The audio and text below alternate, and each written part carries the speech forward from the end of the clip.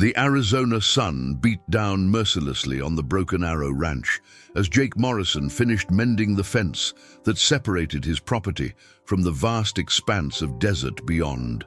At 42, he had weathered many storms, both literal and metaphorical, but nothing had prepared him for the sight that greeted him when he turned toward his ranch house. Standing at his front gate, small hands gripping the iron bars, was a young Apache girl who couldn't have been more than 12 years old. Her long black hair hung in 2 braids down her back, and she wore a faded blue dress that had seen better days. What struck Jake most wasn't her appearance, but the quiet dignity in her posture and the determined set of her shoulders. Jake approached slowly, removing his worn cowboy hat out of respect. The girl watched him with dark eyes that seemed far too old for her young face, eyes that had seen hardship but hadn't lost their spark of hope. "Afternoon, miss," Jake said gently, stopping a respectful distance from the gate. "Can I help you with something?" The girl straightened her spine and looked directly at him. When she spoke, her voice was clear and steady, though Jake could detect the slight tremor of nervousness beneath her brave exterior. "Sir, my name is Aiyana Blackhorse. Can I clean your house for a plate of food?" The question hit Jake like a physical blow. In all his years ranching in Arizona through drought and plenty, he had encountered many people in need, but never had a child, especially one so young, appeared at his gate offering work for something as basic as a meal. "How old are you, Aiyana?" he asked, his voice softer than usual. 12, sir. But I'm a good worker. I can clean, cook a little, and I'm very careful with things." Jake studied the girl more closely. Despite her obvious poverty, evident in her worn clothing and the thinness of her frame, she carried herself with a pride that spoke of good upbringing. Her dress, though faded, was clean and mended with careful stitches.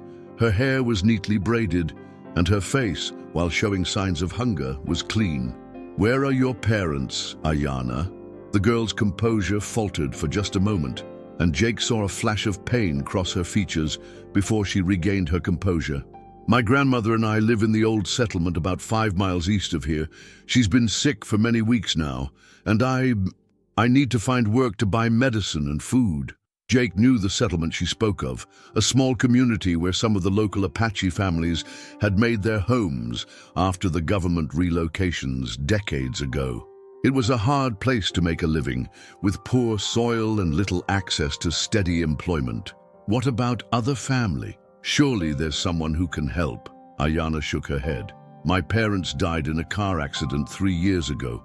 Grandmother took me in, but now she's too sick to work. And the tribal assistance, it's not enough." The matter-of-fact way she delivered this information broke Jake's heart.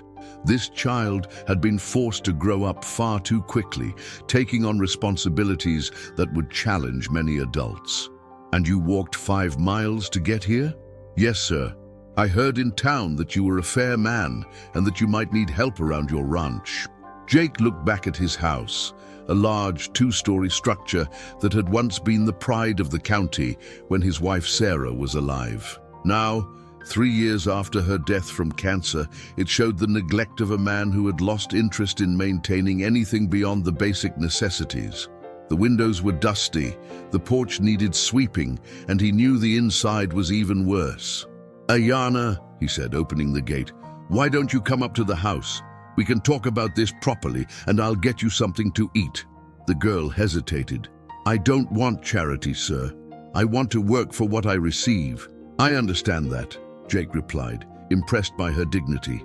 "But we can discuss work over a meal, fair enough?" Aiyana nodded and followed Jake up the dusty path to the house. As they walked, Jake noticed how she took in every detail of the ranch. The corrals where his horses grazed, the barn that needed a fresh coat of paint, the garden area that Sarah had once maintained but which now lay fallow. The interior of the house told the story of a man who had given up on the finer things in life. The furniture was covered with a thin layer of dust. Dishes sat unwashed in the sink, and newspapers were stacked haphazardly on every available surface. Jake felt a flush of embarrassment as he saw his home through the eyes of this young visitor. "Please, sit down," he said, indicating a chair at the kitchen table. "I'll make us some lunch." As Jake prepared sandwiches and poured glasses of milk, he watched Aiyana from the corner of his eye. The girl sat perfectly still, her hands folded in her lap, but her eyes were taking in everything. The unwashed dishes, the dusty surfaces, the general air of neglect that permeated the house. "Here you go," Jake said, placing a plate in front of her. The sandwich was thick with roast beef and cheese, and he had added chips and an apple to the plate. Aiyana looked at the food with undisguised hunger, but she didn't immediately begin eating.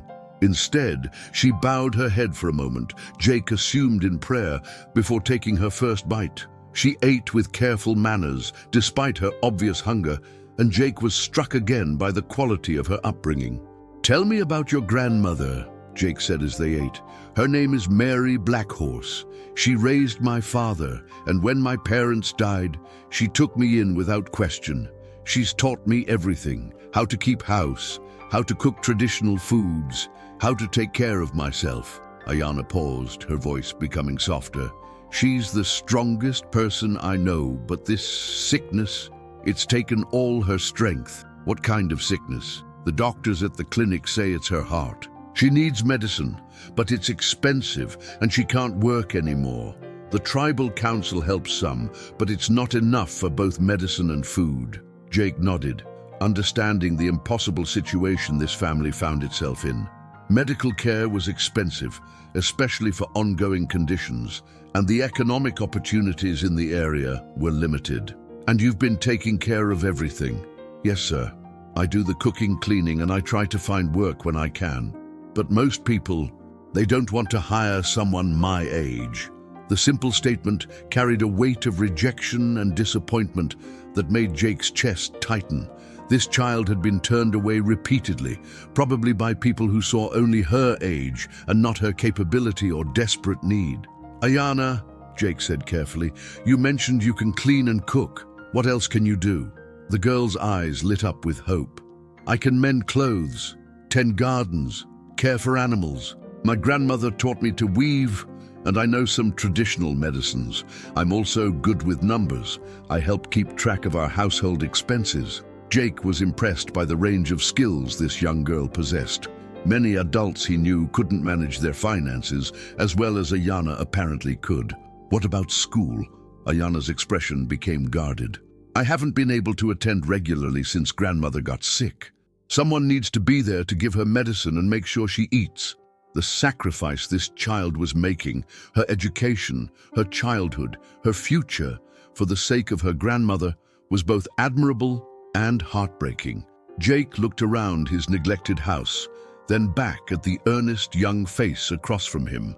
An idea was forming in his mind, one that could benefit both of them.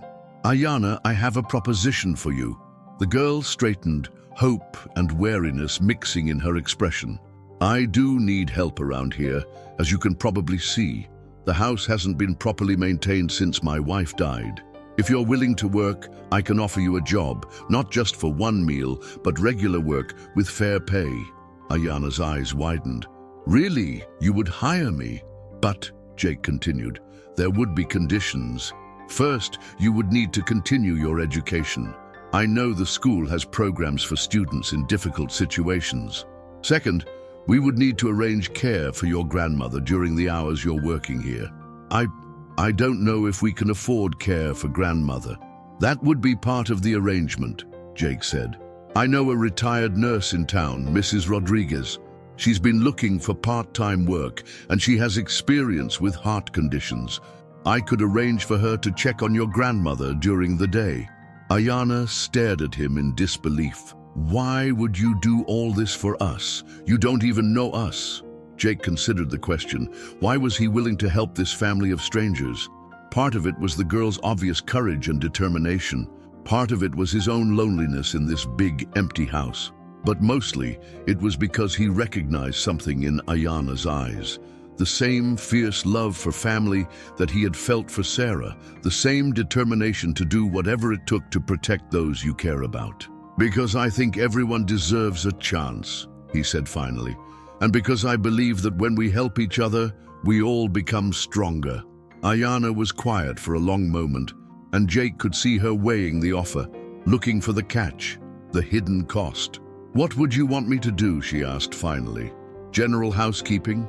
Some cooking if you're comfortable with it? Maybe help with organizing? Nothing too heavy or dangerous.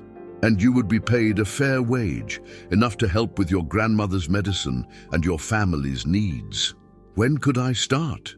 Jake smiled, the first genuine smile he'd felt in months. "How about we start with a trial period? You could come here after school 3 days a week and on Saturdays. We'll see how it works for both of us. And you'll really arrange care for grandmother? I'll call Mrs. Rodriguez this afternoon." Aiyana's composure finally broke, and tears began to flow down her cheeks. "Thank you," she whispered. "I don't know how to thank you." "You don't need to thank me yet," Jake said gently. "Let's see if you can handle the work first." As Jake drove Aiyana back to her settlement that afternoon, he reflected on the unexpected turn his day had taken. This morning, he had been a lonely widower, going through the motions of life. Now he had a purpose, a reason to care about the condition of his home, and perhaps most importantly, a chance to make a real difference in someone's life. When they reached the small, weathered house where Aiyana lived with her grandmother, Jake met Mary Blackhorse, a dignified woman in her 70s whose illness couldn't hide the strength and wisdom in her eyes. After explaining the arrangement and receiving her cautious but grateful approval, Jake left with a promise to return the next day with Mrs. Rodriguez. That evening, as Jake sat on his porch, watching the Arizona sunset paint the desert in shades of gold and red, he thought about the brave young girl who had appeared at his gate asking for work in exchange for food. Aiyana had come seeking help for her family, but Jake suspected she had given him something far more valuable in return, a reason to care about tomorrow. For the first time in 3 years, Jake Morrison went to bed, looking forward to the next day. The following morning, Jake woke before dawn with an energy he hadn't felt since Sarah's death. He showered, shaved carefully, and put on a clean shirt before heading to town to meet with Mrs. Rodriguez. The retired nurse, a kind woman in her 60s with graying hair and gentle eyes, listened intently as Jake explained the situation. "The Blackhorse family," she said thoughtfully. "I know of them. Mary is a respected elder in the community. It's a shame she's been struggling with her health. Would you be willing to check on her during the day? Aiyana needs to be in school, but she's been staying home to care for her grandmother." Mrs. Rodriguez nodded without hesitation. "Of course, heart conditions require careful monitoring, especially in elderly patients. I'd be happy to help." After arranging the details with Mrs. Rodriguez, Jake drove to the settlement to introduce her to Mary Blackhorse and Aiyana. The meeting went better than he had hoped. Mary, despite her obvious weakness, was gracious and dignified, and it was clear that she and Mrs. Rodriguez would work well together. "Grandmother," Aiyana said in her native language, then switched to English for Jake's benefit. "Mrs. Rodriguez says she can help you with your exercises and make sure you take your medicine on time." Mary Blackhorse studied Jake with sharp eyes that missed nothing. "You are very generous to help strangers, Mr. Morrison. May I ask why?" Jake met her gaze steadily. "Because your granddaughter showed more courage yesterday than most adults show in a lifetime. And because I think we can help each other." The old woman nodded slowly. "Aiyana is special. She has the heart of a warrior and the wisdom of someone much older, but she is still a child, and she deserves to be a child sometimes." "I understand. I'll make sure she has time for school and for being 12 years old." That afternoon, Jake picked up Aiyana from school, her first day back in weeks, and brought her to the ranch. She had changed from her school clothes into an old dress and had tied her hair back with a practical bandana. "Where would you like me to start, Mr. Morrison?" she asked, looking around the dusty living room with an assessing eye. "Call me Jake," he said. "And why don't you tell me what you think needs to be done?" Aiyana walked slowly through the house, taking inventory of each room. Jake followed, seeing his home through her eyes. The accumulated dust and neglect, the dishes piled in the sink, the general air of abandonment that had settled over everything. "I think we should start with the kitchen," she said finally. "It's the heart of the home, And when it's clean and organized, everything else feels better. Jake was impressed by her logic. Good choice. What do you need? For the next 3 hours, Jake watched in amazement as Aiyana transformed his kitchen. She worked with a systematic efficiency that spoke of experience far beyond her years.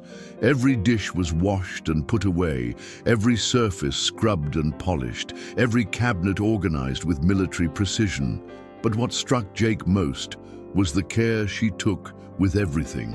She handled his dishes, Sarah's dishes, as if they were precious artifacts, asking questions about their history and significance. When she found a photo of Sarah tucked behind a canister, she brought it to him with gentle reverence. "This is your wife?" she asked softly.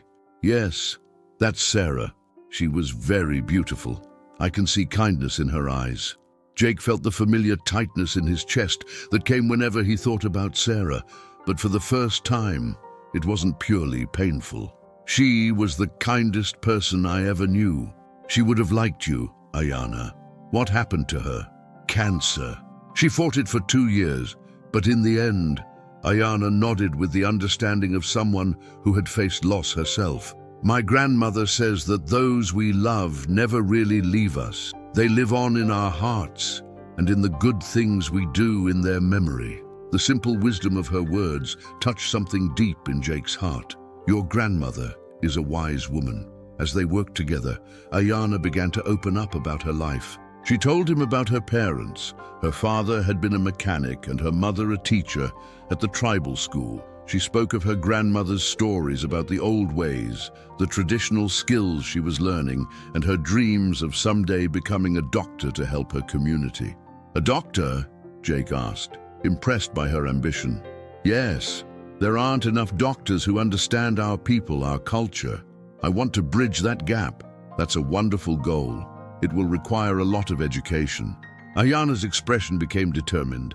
"I know. That's why this job is so important. If I can help grandmother get well and keep us stable, I can focus on my studies." Jake found himself genuinely moved by this young girl's maturity and sense of purpose. At 12, she had a clearer vision of her future than many adults he knew. When it came time to take Aiyana home, Jake was reluctant to see her go. The house felt more alive with her presence, and he realized how much he had missed having someone to talk to, someone who cared about the same things he did. "Jake," Aiyana said as they drove toward the settlement, "may I ask you something?" "Of course." "Why do you live alone in such a big house? Don't you get lonely?" The question was innocent, but it cut straight to the heart of Jake's existence for the past 3 years. "Yes," he admitted, "I do get lonely. But after Sarah died, I didn't know how to live any other way. Grandmother says that loneliness is like a sickness. It makes everything harder and nothing better. Your grandmother is right about that too. Maybe having someone around to help with the house will be good for both of us." Jake glanced at the wise young face beside him and realized that Aiyana understood far more about his situation than he had given her credit for. "I think you might be right." Over the following weeks, a routine developed that worked well for everyone involved. Mrs. Rodriguez arrived at the Blackhorse home each morning after Aiyana left for school, staying until mid-afternoon to monitor Mary's condition and help with her care. Aiyana came to the ranch 3 afternoons a week, and on Saturdays, gradually working her way through every room in the house. But more than just cleaning, Aiyana was bringing life back to the Broken Arrow Ranch. She asked questions about everything: the history of the ranch, the care of the horses, the workings of the cattle operation. Jake found himself looking forward to their conversations, to her fresh perspective on problems he had been wrestling with for years. One Saturday, as they worked together in Sarah's old garden, Aiyana made an observation that stopped Jake in his tracks. "This soil is good," she said, crumbling earth between her fingers. "It just needs attention." "Like everything else around here?" Jake looked at her sharply. "What do you mean?" "The ranch, the house, even you. Everything here is good underneath, but it's been neglected. It just needs someone to care for it again." The insight was so accurate and so gently delivered that Jake felt tears prick his eyes. This 12-year-old girl had seen through his defenses to the heart of his problem. He had stopped caring for anything, including himself. "You're very observant, Aiyana. Grandmother says that seeing clearly is a gift, but only if you use it to help others." That evening, as Jake sat on his now clean porch looking out over his property, he reflected on how much had changed in just a few weeks. The house was cleaner than it had been since Sarah's death, but more importantly, it felt alive again. Aiyana's presence had reminded him that life was meant to be lived, not just endured. His phone rang, interrupting his thoughts. It was his sister Ellen, calling from Phoenix. "Jake, you sound different," she said after they had talked for a few minutes. "Better. What's changed?" Jake told her about Aiyana and the arrangement they had made. Ellen listened without interrupting, and when he finished, she was quiet for a long moment. "Jake," she said finally, "this sounds wonderful, but are you sure you're not getting too attached? This girl has her own family, her own life. I'm just helping her out, Ellen. Giving her a job. I hope that's all it is. You've been through enough loss." After hanging up, Jake considered his sister's warning.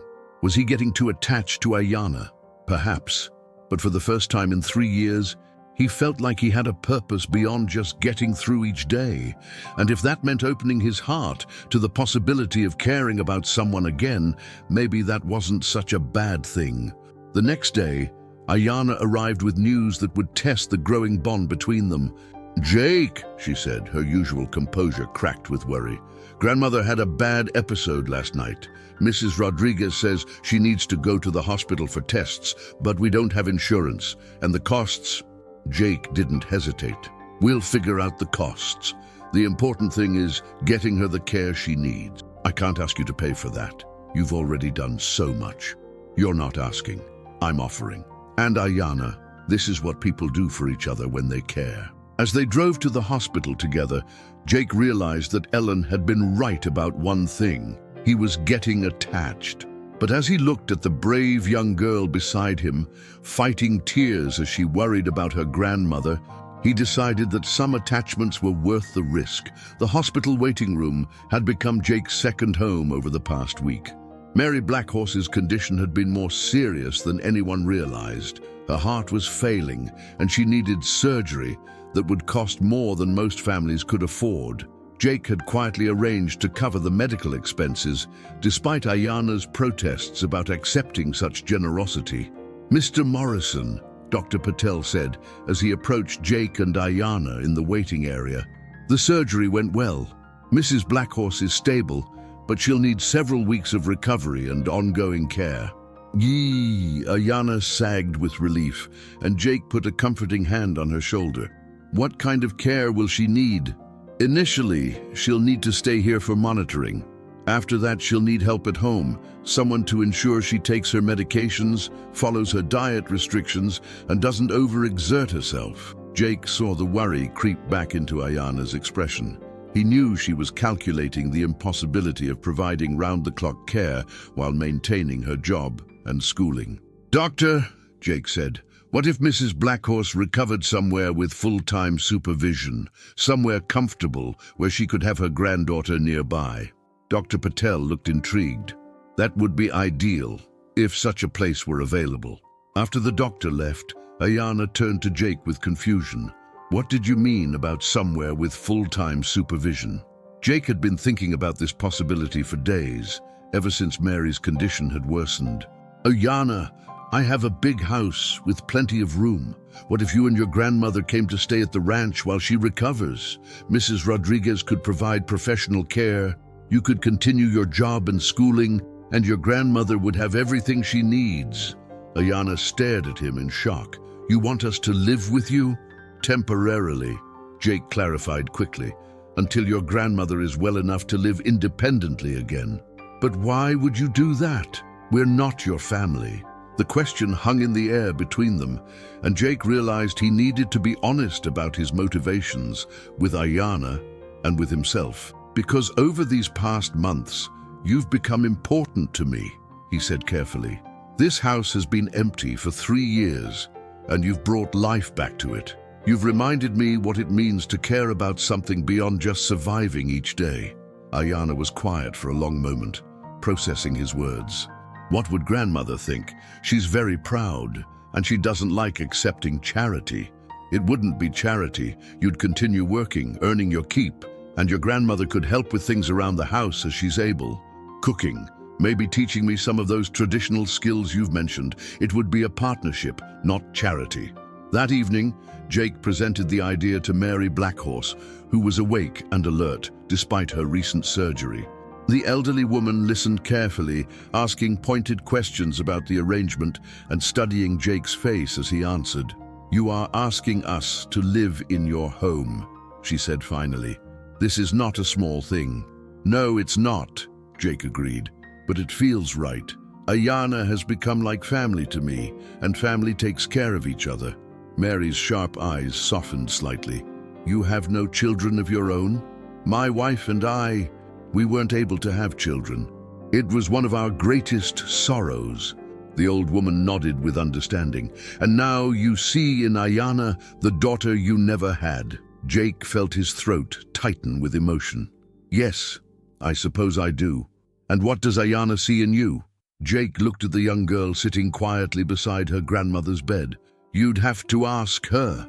Mary turned to her granddaughter. "Aiyana, what do you think of Mr. Morrison's offer?" Aiyana took her grandmother's hand gently. I think he's been as lonely as we've been struggling. Maybe we can help each other." "And you trust him?" "Yes, grandmother. I trust him completely."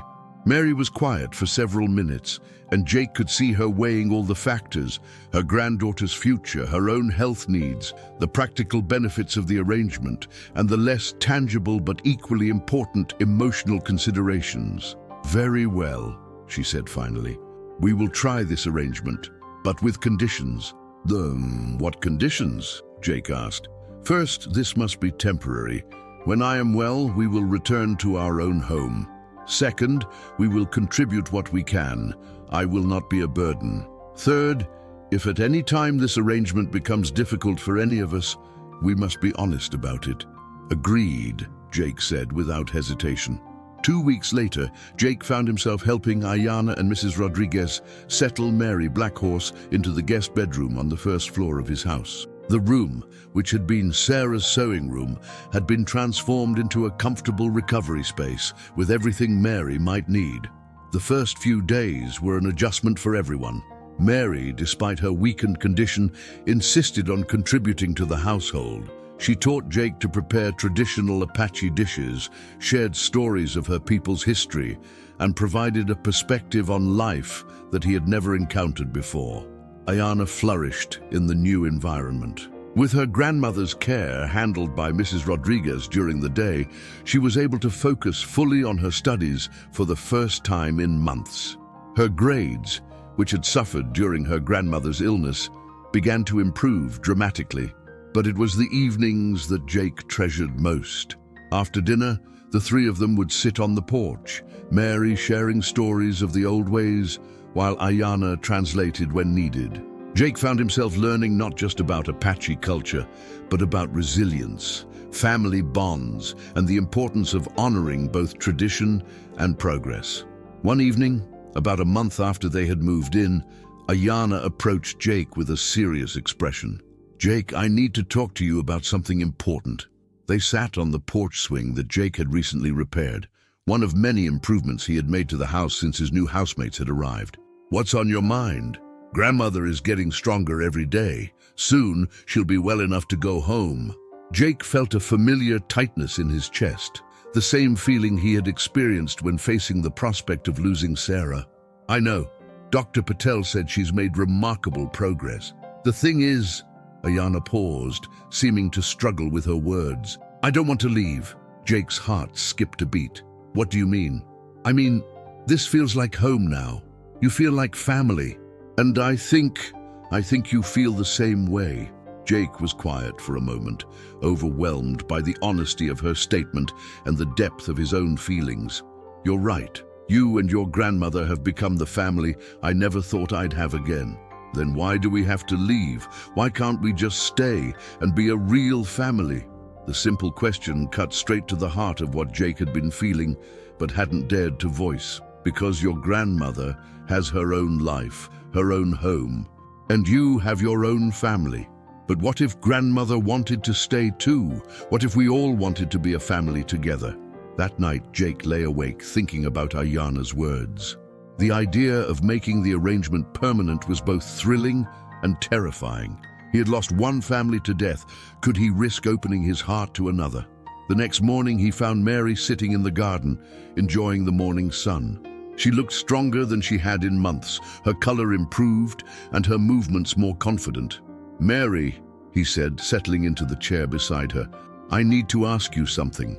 "I know what you want to ask," she said with a slight smile. "Aiyana spoke to me last night. And what do you think?" Mary was quiet for a long moment, watching a hawk circle overhead. "I think that sometimes the Great Spirit brings people together in unexpected ways. You needed a family, and we needed stability and security. But somewhere along the way, need became love." "Yes," Jake said simply. "It did. The question is whether you're prepared for what it means to be Aiyana's guardian permanently. She is a special child with big dreams. She will need support for her education, guidance as she grows up, and someone who understands both her heritage and her aspirations. I want to be that person for her, and I want you to be part of our family too, if you're willing." Mary turned to study his face with those sharp eyes that saw everything. "You would take on an old Apache woman and a 12-year-old girl with dreams of becoming a doctor?" "I would be honored to." That evening, the three of them sat down for a family meeting. Jake had prepared carefully for this conversation, consulting with lawyers about adoption procedures and guardianship arrangements. "I want to make this official," he told them. "I want to adopt Aiyana if she's willing, and I want Mary to know that this is her home for as long as she wants it to be." Aiyana's eyes filled with tears. "You really want to adopt me?" "More than anything. You've brought joy back into my life, and I want to be your father in every way that matters. What about my Apache heritage, my connection to my people? That's part of who you are, and I would never want to change that. We'll make sure you stay connected to your culture and your community. In fact, I'd like to learn more about it myself." Mary reached over and took both their hands. "Then we are agreed.